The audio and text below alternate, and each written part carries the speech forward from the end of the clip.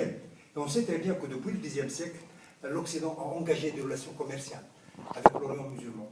Nous avons des textes grecs, nous avons des textes arabes, nous avons des textes chrétiens qui parlent de l'existence de communautés marchandes dans les deux régions. Nous avons une communauté marchande grecque liée à la ville d'Amalfi, dans le sud de l'Italie, qui existait au Caire.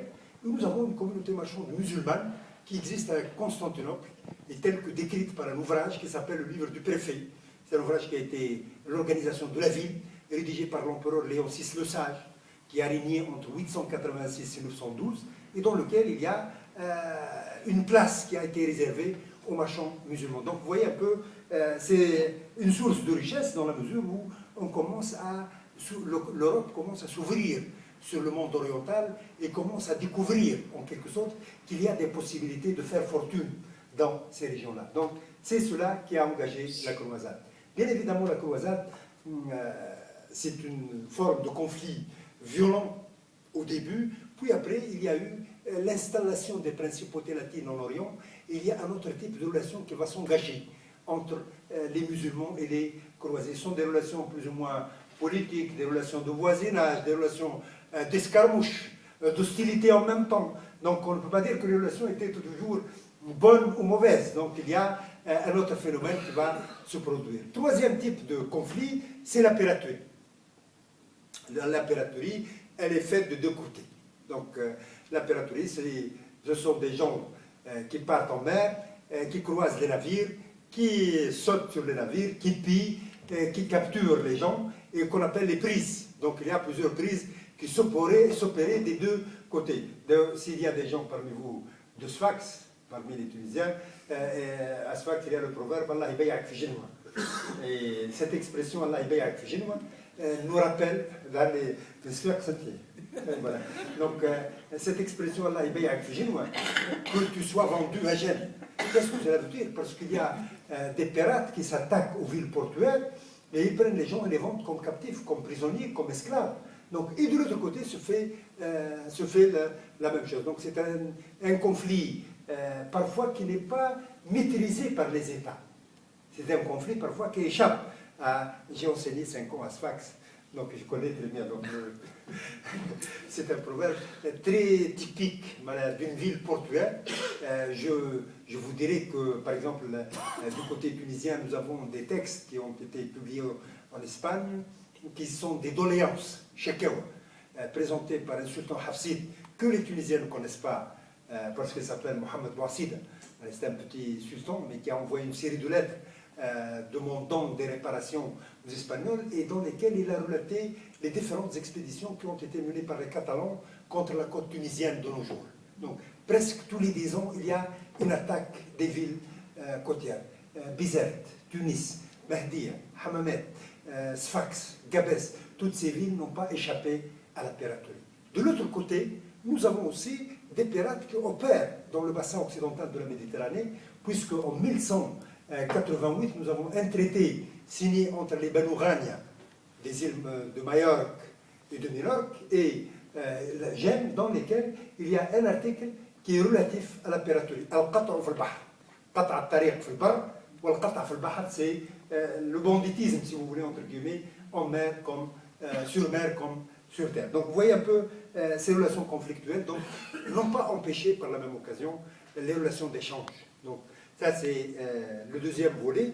Donc il y a des relations d'échange entre les musulmans et les chrétiens, et ces relations d'échange ont été organisées par une série de traités. Parce que l'échange ne se fait pas d'une manière sauvage, se faisait d'une manière réglementée, avec des traités qui prévoyaient les droits, entre guillemets, et les devoirs des parties contractantes. C'est-à-dire qu'ils organisaient l'activité commerciale vers le monde musulman, mais aussi vers le monde occidental. Je m'excuse si je vous dirais que nous n'avons pas de traces de marchands musulmans dans le monde chrétien médiéval, à l'exception de cette communauté qu'on trouve au Xe siècle à Byzance. Mais nous avons une abondance de marchands chrétiens en terre d'islam, depuis l'Andalus jusqu'à, je ne sais pas, Sour, ou jusqu'à même Damas. Donc nous avons une présence commerciale. L'élément qui permet de parler de cette présence commerciale occidentale, c'est une institution qui s'appelle le Fondouk. Le Fondouk. C'est Haliwi, dans la présentation, moi j'ai traduit de l'anglais à l'arabe un ouvrage qui vient de paraître cette année qui s'appelle Housing the Stranger in the Mediterranean World. C'est un ouvrage publié par une collègue américaine et qui parle de cette institution qui est une institution énorme dans le monde musulman. Donc c'est sur le plan physique, ce sont des bâtiments qui peuvent atteindre 4 ou 5 étages. Sur le plan culturel, sur le plan économique, c'est d'ailleurs l'auteur parle d'une partie de l'Europe en Orient. C'est une partie de l'Europe, parce que le Fondouk, il est géré comme la maison de Tunisie. Même si les maisons de Tunisie, les étrangers peuvent y habiter. Mais d'une manière générale, il y a 10%, je crois, d'étrangers qui peuvent... 30%. Donc, au Moyen-Âge, il n'y avait pas de 30%. C'est 100%. De Génois, 100% de Vénitiens. Il est interdit à n'importe quel élément étranger à la communauté d'habiter dans le Fondouk. À Tunis, par exemple, au XIIIe siècle, il y avait le Fondaco Nuovo et le Fondaco Vecchio. Ce sont deux Fondouks aux Génois. Ils avaient deux Fondouks, une communauté assez importante. C'est des centaines d'étrangers qui vivaient dans ces Fondouks. Donc les relations commerciales ont été organisées en fonction de traités qui assurent ce droit, qui assurent une certaine protection. Les marchands essentiellement italiens et musulmans, vice-versa, il est dit qu'ils doivent rentrer sani, sicuri et salvi, sains, sûrs et saufs. Donc il faut qu'ils... Et les États veillaient à ce que ces marchands soient protégés. Pour dire que l'état de conflit dont on parlait n'a pas empêché l'existence d'une communauté marchande européenne qui vivait en terre d'islam et qui faisait des affaires, entre guillemets, et qu'un historien appelait la complicité silencieuse. Ce sont des gens où il y a un obstacle, c'est l'obstacle de la langue. Mais on a créé les interprètes, on a créé les traducteurs. Il y a des gens qui servaient d'intermédiaires entre les marchands européens et les habitants du pays. En d'autres termes, l'idée de dire qu'il y a toujours une animosité, voilà bien des cas qui montrent que cette animosité n'est pas toujours vraie. Donc, ça, donc il y a un échange commercial très important entre le monde musulman et le monde chrétien. On peut parler aussi, mis à part les traités, il y a un état de confiance qui lie les marchands européens aux marchands musulmans. Vous avez, je vous cite des textes que vous pouvez consulter vous-même, parce que ce que je vous dis est faux. C'est à vous d'aller vérifier l'information beaucoup plus intéressante que ce que je vous dis. Il y a un ouvrage qui a été publié qui s'appelle, d'un auteur italien, Michele Amari.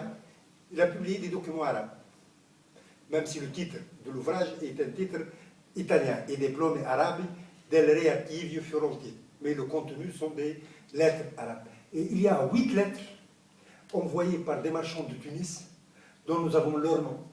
C'est Sadf al-Jamal, c'est El Jamoussi, c'est je ne sais quel. Ils sont destinés à des marchands italiens.